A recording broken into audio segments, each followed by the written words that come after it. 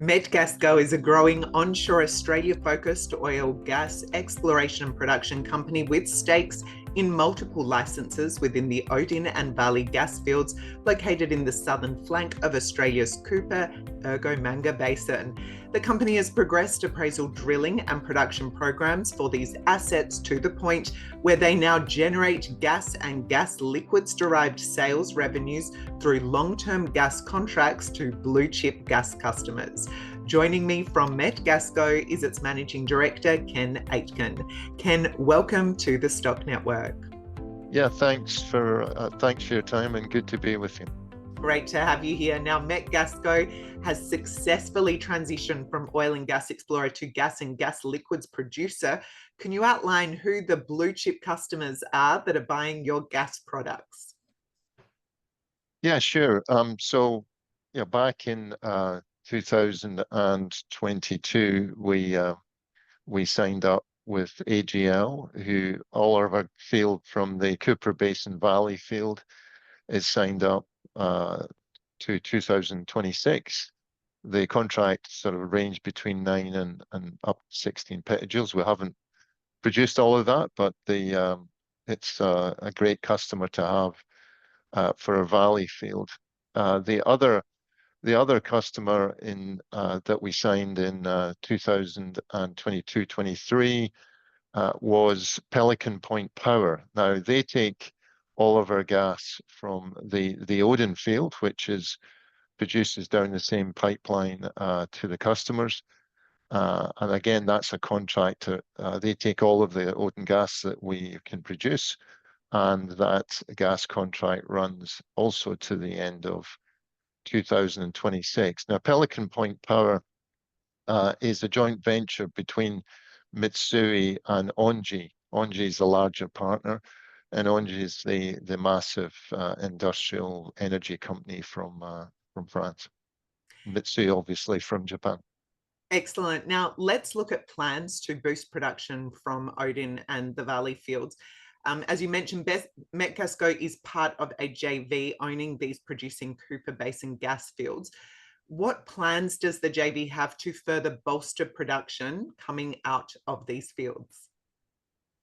Yeah, so Metgasco own 25% of two fields, one in the Valley field and Odin field that we talked about for the gas customers, and they currently produced around about 3 million standard cubic feet gross a day, and we are 25% of that.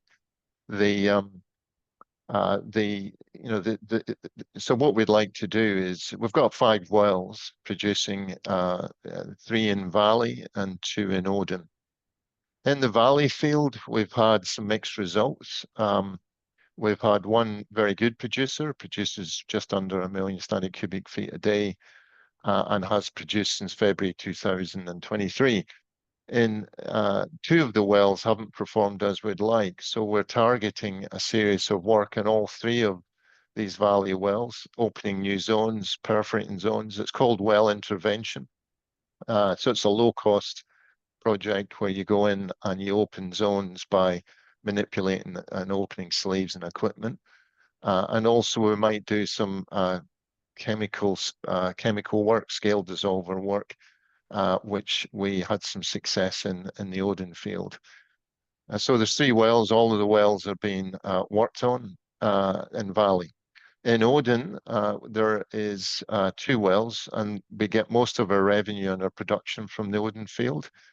So we're working in both Odin 1 and Odin 2. Now in Odin 1 in September, we had great success removing some downhole scale, which is formed by some water ions causing scale similar to scale you get, that you remove when you brush your teeth, and that was clogging the well downhole, and that doubled our production. So we're doing another scale dissolver treatment on Odin 1, and we expect the same results from that. Odin 2 is a new well, and we believe that the drop-off we've seen below our current modelled production is also due to that scale. So we'll be taking a new chemical that we've learned some lessons from our work we did in September, and we'll be pumping that chemical, not just in Odin, but also in one or two of the Valley wells, subject to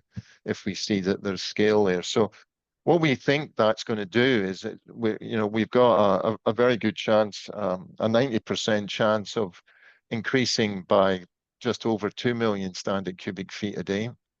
And remember, we're currently producing around 3, or even up to maybe a 10% chance to increase production by 5.6. So it will be somewhere in between.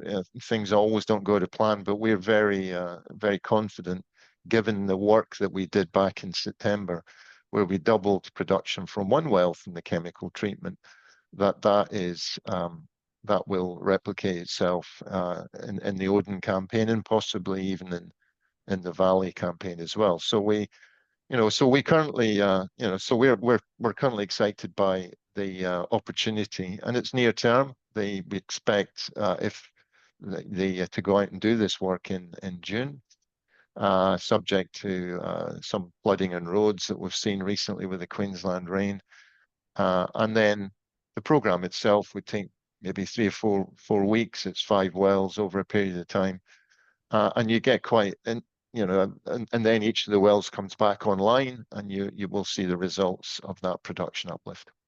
Excellent.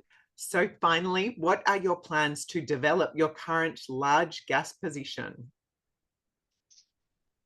Yeah, so we've just talked about the increase in the production and the revenue that we expect, and in the first 6 months of the year, we had made a revenue of about $1 million, and we hope that the second half of the year, which we'll be reporting in September, will also improve. But the early uplift of production, which we'll see coming into the next financial year, what we want to do with that increased revenue is to further invest these funds into getting more gas out the ground. The East Coast gas crisis is only, the current really good gas prices are going to be there for a number of years, and we want to make the most of developing our circa 36 petajoules of reserve, and about 30 odd petajoules of that gas is uncontracted. So what we have to do is drill. We just can't have 5 wells. We've got to keep drilling, keep our production rates up, and produce the gas for the good of the nation, and the strong gas prices that we're seeing. We hope we'll be there for a number of years, and we want to be part of the solution in a small way, to be a small company producing gas into the market.